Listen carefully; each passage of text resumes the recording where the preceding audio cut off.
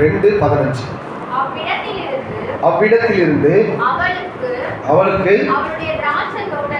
திராட்சை தோட்டங்களையும் நம்பிக்கையின் வாசலாக ஆகோரின்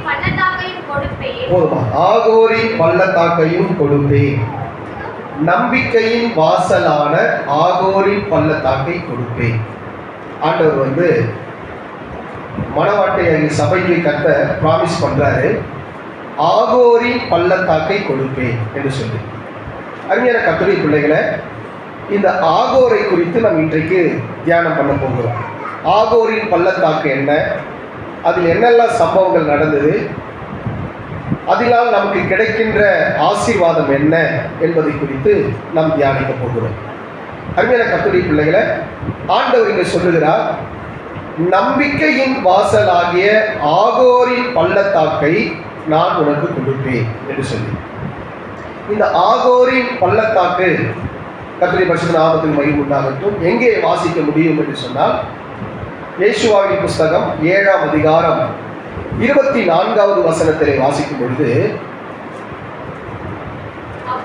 அப்பொழுது யோசுவாவும் இஸ்ரவேல் எல்லாரும் கூட சேராகின் புத்திரனாகிய ஆகானையும் அந்த வெள்ளியையும் சால்வையையும் பொன் பாலத்தையும் அவன் குமாரனையும் குமாரத்திகளையும் மாடுகளையும் கழுதைகளையும் ஆடுகளையும் அவன் கூடாரத்தையும் அவனுக்குண்டான யாவையும் எடுத்து ஆகோர் பள்ளத்தாக்குக்கு கொண்டு போனார்கள். அல்லேலூயா. புரிஞ்சுதுன்றவங்கள ஒரே சொல்லுங்க. ஐயா நீங்க என்ன சொல்றீங்கன்னே புரியலன்றவங்க ஒரே என்ன சொல்லுவோம். அல்லேலூயா. சரி கவனிங்க. இந்த ஆகோரின் பள்ளத்தாக்கில ஆகானையும் அவனுக்கு உண்டான எல்லாவற்றையும் கொண்டு வந்தார். எதற்காக அப்படின்னா, இந்த ஆகோரின் பள்ளத்தாக்கிலே புதைத்து போடும்படியாக. சரி, இப்போ இந்த ஆகான் யாருன்னு நமக்கு தெரியும். இந்த ஆகான் யாருன்னு நமக்கு தெரியும். நல்லா கவனிக்கணும். இஸ்ரவேல் ஜனங்கள் எகிப்து தேசத்திலிருந்து கானான் தேசம், பாலும் தேனும் ஓடுகிற தேசத்திற்கு மோசேயின் தலைமையில் ஆண்டவர் வழி நடத்தினார். மோசேயினுடைய மறைவுக்கு பின்பாக அவருடைய பணிவிடைக்காரனாகிய ஜேசுவா தலைமையேற்று நடத்தும் பொழுது யுத்தம் எல்லா இடத்திலும், நீங்கள் ஜேசுவா 24ஆம் அதிகாரத்தில் வாசிக்கும் 24 அதிகாரத்தில் வாசிக்கும் பொழுது ஜேசுவா எல்லா இடத்திலும் ஜெயம் பெற்றார். ஆனால் ஒரே ஒரு இடத்துல மட்டும்தான் ஒரு தோல்வி பெற்றார். எங்கன்னா ஆயில் பட்டணத்தில். இந்த ஆயில் பட்டணத்தில் தோத்து போகிறதுக்கு காரணம் என்ன, தோல்வி அடைந்ததுக்கு காரணம் என்னென்ன, ஒரே ஒரு மனுஷனால டோட்டல் இஸ்ரவேல் தேசமே தோற்று போச்சு. காரணம் என்னென்ன, இந்த ஆயில் பட்டணத்திற்கு யுத்தத்துக்கு போவதற்கு முன்பாக, அதற்கு முன்பாக ஒரு பட்டணத்தில் ஜெயம் எடுத்தார்கள். அது எங்கன்னு சொன்னால் எரிகோ பட்டணம். எரிகோ பட்டணத்தில் ஆண்டவர் சொன்னார், எரிகோ பட்டணத்தை நான் உன் கையில் கொடுக்குறேன், அங்கே இருக்கிற ஒன்றையும் நீ பொருளை எடுத்துக்காத, எல்லாவற்றையும் சுட்டெரித்துன்னு ஆண்டவர் சொன்னார். அது சாபத்தீடான இடம், சாபத்தீடான பொருட்கள், அதில் ஒரு பொருள் என்ன பண்ணாத, எடுத்துக்காத அப்படின்னாரு. அப்போ அதே போல் கர்த்தர் சொன்னது போல இந்த எரிகோ பட்டணத்தை ஜெயிச்சிட்டாங்க. ஜெயிச்ச உடனே அதில் கர்த்தருடைய பரிசுத்த நாமத்துக்கு மகிமை உண்டாகட்டும், அதில் ஒரு மனுஷன் இருந்தான், ஆகான் என்ற மனுஷன். அவன் யூத கோத்திரத்தை சேர்ந்தவன். அவன் என்ன செஞ்சான் அப்படின்னா, நேர்த்தியான பாபிலோனிய அந்த சால்வையும் ஒரு சில பொண்ணையும் என்ன பண்ணிட்டான்னா வெள்ளையை அவன் எடுத்து மறைத்து வைத்து கொண்டான். அல்லேலூயா. ஜெஷுவா 1ஆம் அதிகாரம் 7ஆம் அதிகாரம் 1வது வசனத்தில் வாசிப்பாங்க. இஸ்ரவேல் புத்திரர் சாபத்தீடானதிலே துரோகம் பண்ணினார்கள். எப்படி எனில், யூதா கோத்திரத்து சேராவின் குமாரனாகிய சப்தியின் மகன் கர்மிக்கு பிறந்த ஆகான் என்பவன் சாபத்தீடானதிலே சிலதை எடுத்துக்கொண்டான். ஆகையால் இஸ்ரவேல் புத்திரர் மேல் கர்த்தருடைய கோபம் உண்டது. அல்லேலூயா, அல்லேலூயா. ஒரே ஒரு மனுஷன் செஞ்ச தப்பினால கர்த்தருடைய கோபம் எல்லார் மேலேயும் உண்டுச்சு. இப்போ ஆயி பட்டணத்து மேல தோல்வி வருது. கர்த்தருடைய பரிசுத்த நாமத்துக்கு மகிமை உண்டாகும். இப்போ எப்படி எதனால் தோற்று போனோம் அப்படின்னு ஆண்டவர்கிட்ட கேட்குறாங்க. அப்போ அந்த காலத்துலலாம் சீட்டு போடுற பழக்கம் இருக்குது. எல்லாரும் கூப்பிட்டு கேட்குறாங்க, எத்தனை பேர் இருக்கிறாங்க? 6 லட்சம் புருஷர்கள் இருக்கிறாங்க. இப்போ அந்த 6 லட்சம் புருஷத்தில் ஒருத்தரை கண்டுபிடிக்கணும். இப்போ எல்லாரும் கூப்பிட்டு கேட்குறாங்க, எப்பா யாரெல்லாம் தப்பு பண்ணிங்களா சொல்கிறீங்கப்பா, ஆண்டதுக்கு விரோதமாக யாரெல்லாம் பண்ணீங்களா? எல்லாம் கம்முன்னு இருக்கிறாங்க. தப்பு செஞ்சீங்க எப்படின்னா சொல்லுவாங்களா? சொல்ல மாட்டாங்க. நான் தப்பு செஞ்சுட்டேன்னு சொல்லுவாங்களா? சொல்ல மாட்டாங்க. அப்போ கம்முன்னு இருக்கிறாங்க. அப்போ ஆண்டதுக்கு சொல்கிறேன், எப்பா எல்லாருக்கு மேலே சீட்டு போடு, 12 கோத்திரத்துக்கு மேலே சீட்டு போடு. அப்போ ஒரு கோத்திரம் வந்து அந்த ஒரு கோத்திரத்தை சீட்டு போடு, குடும்பமாக உட்கார வச்சு சீட்டு போடு. ஒரு குடும்பம் ஒன்று, அந்த ஒரு குடும்பத்தில் யார் கோத்திரம் கண்டுபிடிச்சிட்டாங்க. அல்லேலூயா. அவனை கூப்பிட்டு கேட்குறாங்க. ஜெஷுவா 7ஆம் அதிகாரத்தில் 18ஆம் வசனம் பாருங்க. அவன் வீட்டாரை பேர் பேராக வரப்பண்ணி யூதா கோத்திரத்து சேராகின் குமாரனாகிய சப்திக்கு பிறந்த கர்மியின் மகன் ஆகான் குறிக்கப்பட்டான். அப்பொழுது யேசுவா ஆகானை நோக்கி, மகனே, நீ இப்பொழுது இஸ்ரவேலின் தேவனாகிய கர்த்தரிடத்தில் மகிமைப்படுத்து, அவருக்கு முன்பாக அறிக்கை பண்ணி, நீ செய்ததை எனக்கு சொல்லு, அதை எனக்கு ஒழிக்காதே என்றார். அப்பொழுது ஆகான் ஜேசுவாவுக்கு பிரதியுத்தமாக, மெய்யாகவே நான் இஸ்ரவேலின் தேவனாகிய கர்த்தருக்கு விரோதமாய் பாவம் செய்தேன், இன்னின்ன பிரகாரமாய் செய்தேன். கொள்ளையில் நேர்த்தியான ஒரு பாபிலோனிய சால்வையும் 200 வெள்ளி சேக்கலையும் 50 சேக்கல் நிறைய ஒரு பொன் பாலத்தையும் நான் கண்டு அவைகளை இச்சித்து எடுத்துக்கொண்டேன். இதோ அவைகளின் கூடாரத்தின் மத்தியில் பூமிக்குள் புதைந்திருக்கிறது, வெள்ளியும் அதன் அடியில் இருக்கிறது என்றார். அல்லேலூயா, அல்லேலூயா. இவர் என்ன பண்ணாருங்க? இவருடைய ஆசை, கர்த்தர் நல்லா கவனிக்கணும், இவருடைய ஆசை கர்த்தருடைய பரிசுத்த நாமத்துக்கு மகிமை உண்டாகட்டும், அவன் குடும்பத்தையே அழிச்சிருச்சு. அல்லேலூயா. ஒரு குடும்பத்தை அழிச்சது மட்டும் இல்லாமல் ஒரு தேசத்தையே தோல்விக்குள்ள என்ன பண்ணிச்சுங்க? நடந்துருச்சு. நல்லா கவனிக்கணும். இப்போ கண்டுபிடிச்சிட்டாங்க. கண்டுபிடிச்சவங்க என்ன பண்ணுறாங்க? ஆண்டவர் சொல்கிறாரு, அவன் குடும்பத்தில் இருக்கிறவங்க, அவனுக்கு உண்டான ஆடு மாடு, அவனுடைய கூடாரம் எல்லாத்தையும் என்ன பண்ணுங்க? எங்கே கொண்டு போங்க? ஆகோர் பள்ளத்தாக்கு கொண்டு போங்க. இப்போ ஆகோர் பள்ளத்தாக்கு கொண்டு வந்துட்டாங்க. யார் யாரை கொண்டு வந்துட்டாங்க? ஆகானை, அவனுடைய குடும்பம், அவனுக்கு உண்டான ப்ராப்பர்ட்டிஸ், அவனுக்கு உண்டான கூடாரம், வீடு எல்லாத்தையும் கொண்டு வந்துட்டாங்க. எங்கே கொண்டு வந்துட்டாங்க? ஆகோரின் பள்ளத்தாக்கு. இப்போ ஆகோரின் பள்ளத்தாக்கு வந்த உடனே இப்போ 25, 26 வாசிங்க. அங்கே யேசுவா, நீ எங்களை கலங்க பண்ணினது என்ன? இன்று கர்த்தர் உன்னை கலங்க பண்ணுவார் என்றார்.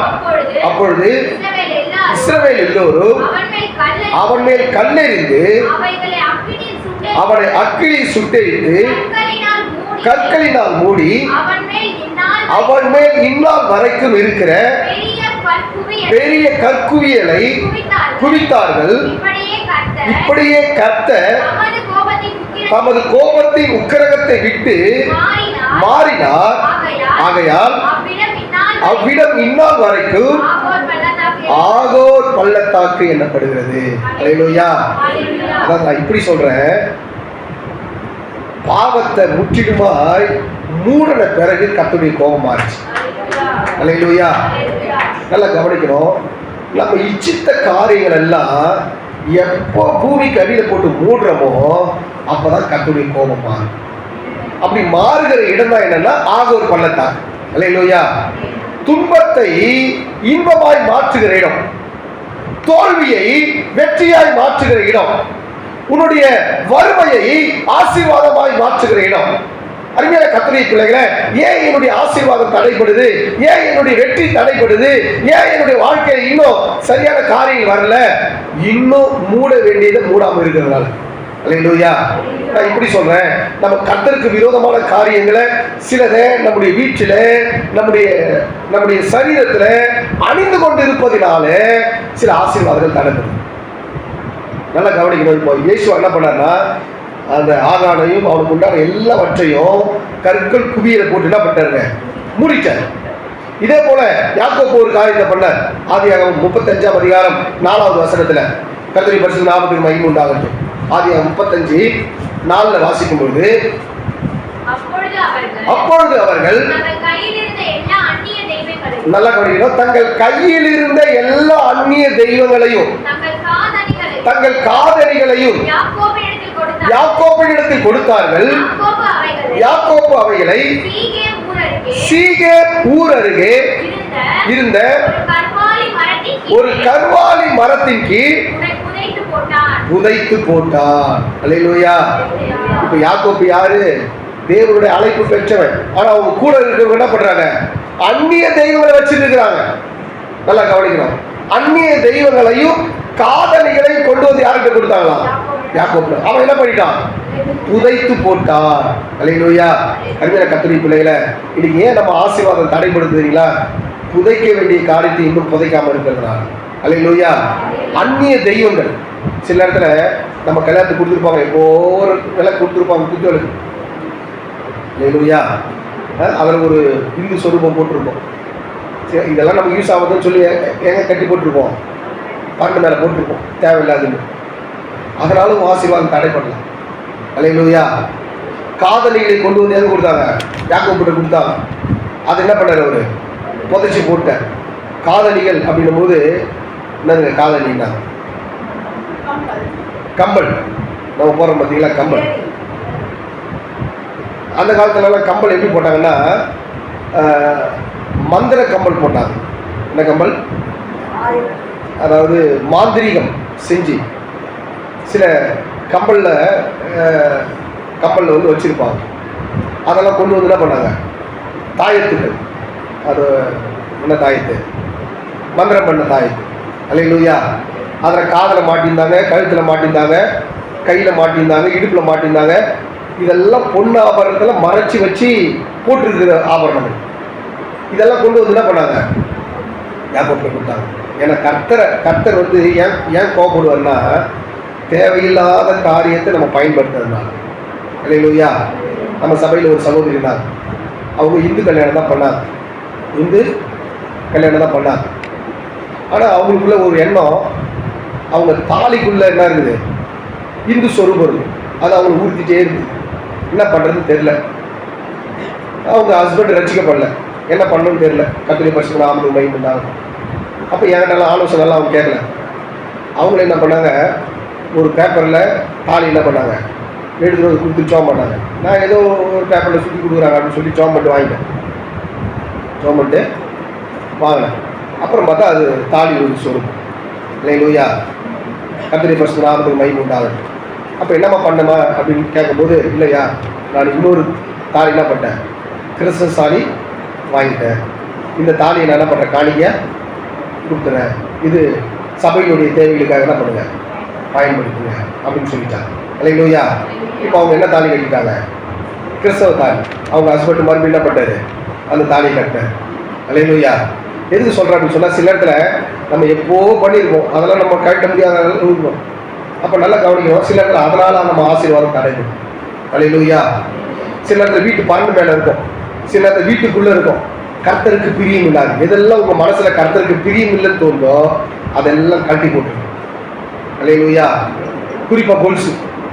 குறிப்பாக கொலுசு கர்த்தருக்கு பிரியம் இல்லாது. அல்லேலூயா. கர்த்தர் நீங்கள் வீட்டில் போயிட்டு வாசிச்சு பார்த்துங்க.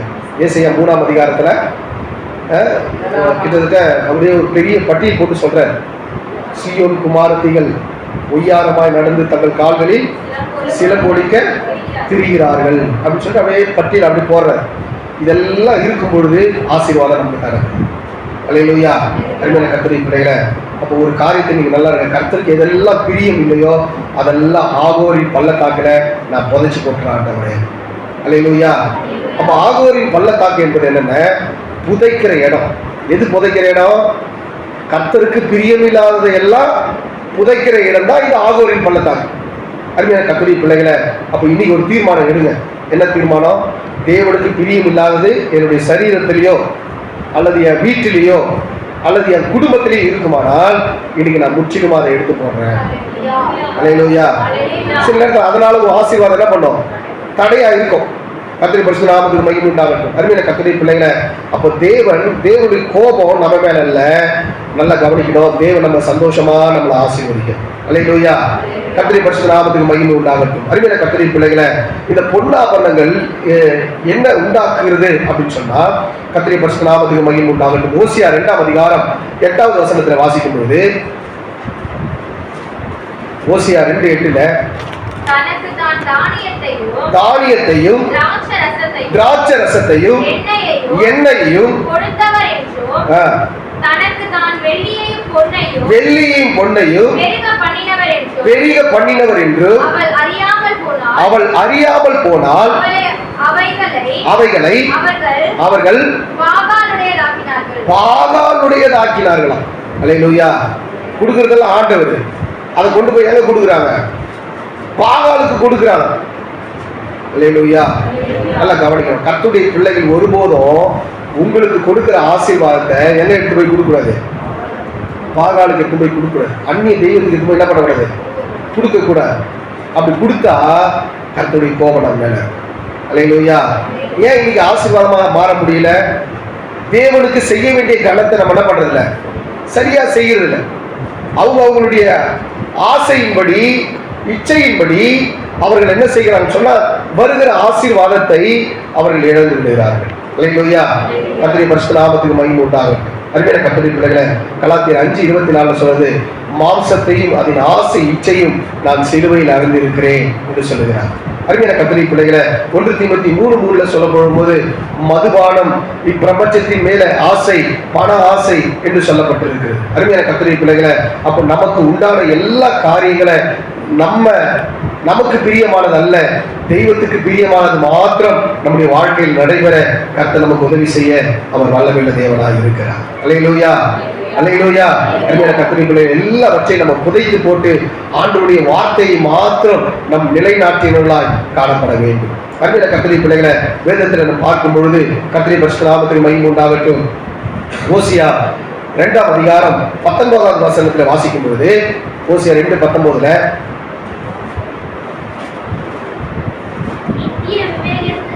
நித்திய விவாகத்துக்கென்று உன்னை எனக்கு நியமித்துக் கொள்வேன், நீதியும் நியாயமும் கிருபையும் உருக்கமான இரக்கங்களால் உன்னை எனக்கு நியமித்துக் கொள்வேன்.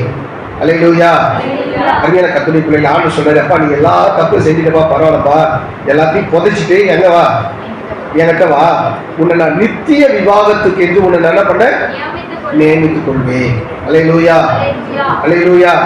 எத்தனை பேர் புதைச்சிட்டு வர போறீங்க ஆண்டவர்கிட்ட? ஆமென். அல்லேலூயா. ஆண்டவர், இதெல்லாம் நமக்கு பிரியமில்லாத காரியங்கள்லாம் இருந்தது போதும் ஆண்டவரே, இன்னைக்கு எல்லாத்தையும் நான் என்ன பண்றேன், புதைச்சிடுறேன். இப்ப புதைச்சிட்டு, ஆண்டவரே நீங்க மட்டும்தான் ஆண்டவரேன்னு சொல்லுங்க. கர்த்தர் உங்களை அதிகமா நேசிக்க வல்லமையுள்ளவராக இருக்கிறார். அல்லேலூயா. அப்ப சொல்ற, நித்திய விவாகத்துக்கு என்று உன்னை நான் என்ன பண்ணுவேன், நியமித்துக் கொள்வேன். ஆண்டவர் உன்னை என்னைக்கும் ஆண்டவர் ஒரு அக்ரிமெண்ட் போடுகிறேன். என்ன அக்ரிமெண்ட்டுங்க? நான் வரம்பா, நான் வந்து உங்களை என்ன பண்றேன், என்னிடத்துல சேர்த்துக் கொள்றேன். அப்ப ஆண்டவர் ஆல்ரெடி கமிட்மெண்ட் பண்ணிட்டு போயிட்டு, சபையை கமிட்மெண்ட் பண்ணிட்டு போயிட்டு, நான் போகிறேன், உங்களுக்காக ஒரு ஸ்தலத்தை ஆயத்தப்படுகிறேன், நான் இருக்கும் இடத்தில் நீங்களும் இருக்கும்படி நான் வந்து உங்களை என்னிடத்துல சேர்த்துக்கொள்றேன். இப்ப ஆண்டவர் வந்து ஒரு கமிட்மெண்ட் ஆயிட்டார், நித்திய விவாகத்துக்கு உங்களை அக்ரிமெண்ட் பண்ணிட்டு போயிட்டு, இப்ப நீங்க என்ன பண்ணணும், காத்திருக்கணும். அல்லேலூயா. இப்போ 2 பேருக்கு திருமணம் வச்சுங்களேன். இப்போ 2 பேருக்கு திருமணம் நிச்சயம் பண்ணிட்டாங்க. உடனே இவங்களுடைய மனசுல என்ன தெரியுமா இருக்கும், அவங்களுக்கு என்ன பிடிக்கும், அவருக்கு என்ன சாப்பிடுவார், அவர் என்ன பண்ணுவார், அவருக்கு எந்த ஸ்டைல் பிடிக்கும், என்ன அவரு நம்மளை பிரியப்படுவாரா அப்படின்னு சொல்லிட்டு என்ன பண்ணுவாங்க, இவங்க மனசு அவங்கள்ட்ட போவோம், அவங்க மனசு அப்படிதாங்களே, கல்யாணம் ஆனவங்க சொல்லுங்க அப்படிதானே. அல்லேலூயா. அப்போ அதெல்லாம் போச்சியா, சரி கரெக்டாக நல்லவர். அல்லேலூயா. அப்ப என்னன்னா, என்ன பிடிக்கும் என்ன பிடிக்காதுங்கிறது நம்ம தெரிஞ்சுக்கிறது, நம்ம பிரியப்படுவோம். அப்ப மணவாளனுக்கு என்ன பிடிக்குமோ அதை மட்டும்தான் நீங்க இந்த பூமியில செய்யணும். அல்லேலூயா. அப்ப மணவாட்டிய சபை மணவாளனுக்கு பிடிச்சதை மட்டும்தான் நம்ம என்ன பண்ணணும், செய்யணும். கர்த்தருடைய பரிசுத்த நாமத்துக்கு மகிமை உண்டாகட்டும். அதாவது ஆண்டவராகிய இயேசு கிறிஸ்து ஒரு உவமையை சொன்னார். ஒருத்தர்கிட்ட 10 வெள்ளிக்காசு கொடுத்துட்டு போனார். எத்தனை வெள்ளிக்காசு? 10 வெள்ளிக்காசு. அது ஒன்று காணாத போச்சு. அவங்க தேடுறாங்க, வீட்டை பெருக்கி தேடி எல்லாம் கண்டுபிடிச்சிட்டாங்க. கண்டுபிடிச்சவங்க ஒரு பெரிய சந்தோஷம். அல்லேலூயா. ஒன்று தானே போச்சு விட்டுல. என்ன பண்ணாங்க? தேடி கண்டுபிடிச்சிட்டாங்க. ஏன்பா அவங்க அவ்வளோ கஷ்டப்பட்டு தேடினாங்க அப்படின்னா, நல்லா கவனிக்கணும். அந்த காலகட்டத்தில் இப்போ ஒரு அக்ரிமெண்ட் போயிட்டாங்க. மணவாளன் மணவாட்டிக்கு ஒரு அக்ரிமெண்ட் போட்டார். அப்பா நான் உன்னை கல்யாணம் பண்ணிக்கிறேன் அப்படின்னு சொல்லிட்டான்னு வச்சுக்கிறேன். உடனே தன்னுடைய கையில் இருக்கிற 10 வெள்ளிக்காசு எடுத்து கொடுப்பாங்க. இந்த வெள்ளிக்காசை மணவாளன் வரும்போது என்ன பண்ணணும்? அந்த 10 வெள்ளிக்காசை காட்டணும். இதாங்க நீங்க கொடுத்துட்டு போனதை நான் என்ன பண்ணிக்கிறேன், பத்திரமா வச்சிருக்கிறேன். அப்படி பத்திரமா வச்சிருக்கிறேன்னு காட்டாதான் மணவாளன் என்ன பண்ணுவாங்க, கொண்டு போவார். பத்திரமா வச்சிருந்தீங்கன்னா விட்டுட்டு போயிடுவார். இப்ப மணவாளன் வந்தாரு, 10 கன்னிகைகள் ஆயத்தமா இருந்தாங்க. மணவாளன் வந்துட்டாரு, சத்தம் கேட்டுச்சு. 5 பேர் என்ன பண்ணாங்க, தீவெட்டி ஆயத்தம் பண்ணாங்க, எண்ணெயை வச்சிருக்காங்க. இன்னொரு 5 பேரு தீவெட்டி வச்சிருந்தாங்க, எண்ணெய் வச்சிருந்தாங்க. மணவாளன் வந்துட்டாரு, சத்தம் கேட்டுச்சு. மணவாளனை பார்க்கவே இல்லை. இப்ப இந்த 5 பேர் என்ன பண்ணாங்க, டக்குன்னு தீவெட்டி கொளுத்தி அப்படி காட்டினாங்க. அந்த வெளிச்சத்துல மணவாட்டி முகத்தை மணவாளன் பார்த்தேன். நீ செலக்டட் வந்துரு. இல்லையா? இருட்டுல நம்ம முகத்தை மணவாளன் பார்க்கல, என்ன பண்ணணும்? தீவெட்டி கொளுத்தி காட்டினாதான் முகம் தெரியும். அல்லேலூயா. நான் சொல்றது புரியுது? அந்த பிரகாசத்துல உங்க முகத்தை பார்க்கணும், மணவாளன் பார்க்கணும். எனக்கு பிரியமானவன் நல்லா அழகா நிக்கிறா அப்படின்னு சொல்லணும். அல்லேலூயா. அருமையான கர்த்தருடைய பிள்ளைகளை, மணவாளன் இயேசு வரப்போற மணவாட்டி சபை என்ன பண்ணணும்? ஆயத்தமா காமி. நீங்க எப்ப வரப்போறீங்க ஆண்டவரே? நித்திய விவாகத்துக்கு என்று ஒரு ஆண்டவர் செலக்ட் பண்ணுகிறேன். வெளிப்படுத்த விசேஷம் 19ஆம் அதிகாரம் 7வது வசனத்தில் வாசிக்கும் பொழுது, வெளிப்படுத்த 19:7 நாம் சந்தோஷப்பட்டு களி கூர்ந்து அவருக்கு துதி செலுத்த கடவோம். ஆட்டுக்குட்டியானவருடைய கல்யாணம் வந்தது, அவருடைய மனைவி தன்னை ஆயத்தம் பண்ணினாள். அல்லேலூயா. ஆட்டுக்குட்டியானவருடைய கல்யாணம் வந்துருச்சு. அப்ப மனைவி என்ன பண்ணோம்? ஆயத்தப்படுத்தணும். எத்தனை பேர் ஆயத்தமா இருக்கிறீங்க? இல்ல புதைக்காம இருக்கிட்ட ஆண்டவரே இன்னும் கொஞ்ச நாள் போட்ட ஆண்டவர்னு வச்சுக்கிறீங்களா? அல்லேலூயா. புதைக்க வேண்டிய காயத்தை புதைச்சிட்டு மணவாளனாகிய இயேசுவுக்கு நீங்க காத்திருங்க. கர்த்தர் இயேசுவுடைய வருகை மிக சமீபமாக இருக்கிறது. அல்லேலூயா. கர்த்தர் வசனங்களை கொடுத்திருக்கார். கர்த்தரை சோதனை பண்ணுவோம். சோதனை